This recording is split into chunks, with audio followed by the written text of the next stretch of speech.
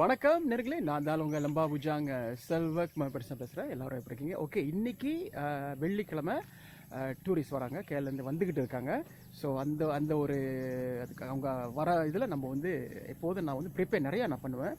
Okay, இப்போ வந்து என்னென்னா நம்ம வந்து ஒரு 4-5 இடத்துக்கு நான் போய் பார்க்க போகிறோம். ஓகே, லஞ்சும் கேட்டிருக்காங்க, சைவமாக கேட்டிருக்காங்க. ஓகே, இது வந்து பாருங்கள், இந்த புக்கில் பாருங்கள்.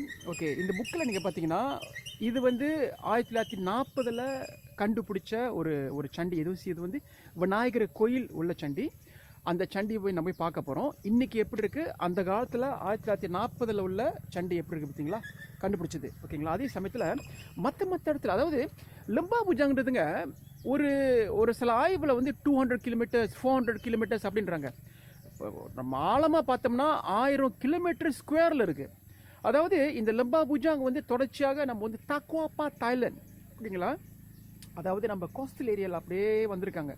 அதாவது நம்ம Orissa, Bengal, Bangladesh, what we call Thailand, அந்த மாதிரி மியான்மார், அந்த மாதிரி கோஸ்டல் ஏரியாவில் வந்து இப்படி வந்திருக்காங்க. அந்த காற்று பண்ணியிருக்கீங்கன்னா அந்த காற்று, அந்த ஸ்விங் சொல்லுவாங்களா, காற்று, அந்த மான்சூன் வின் ஸ்விங் பண்ணும். ஓகே, அந்த ஒரு காற்றுல வந்திருக்காங்க. அதனால தான் வந்து அந்த ஓரத்தில் எல்லாமே சண்டிகள் நிறையா இருந்திருக்கு. அப்படி பார்த்தோம்னா Lembah Bujang is not 200 kilometre square or 400 kilometre square, it is 1000 kilometre square. ஓகேங்களா, ஸோ இதான் வந்து பாருங்கள். உதாரணத்துக்கு நீங்கள் பார்த்தீங்களா, ஓகே நான் காட்டுறேன் பாருங்கள், இது பார்த்தீங்களா. ஓகே, இந்த சிலை பார்த்தீங்களா.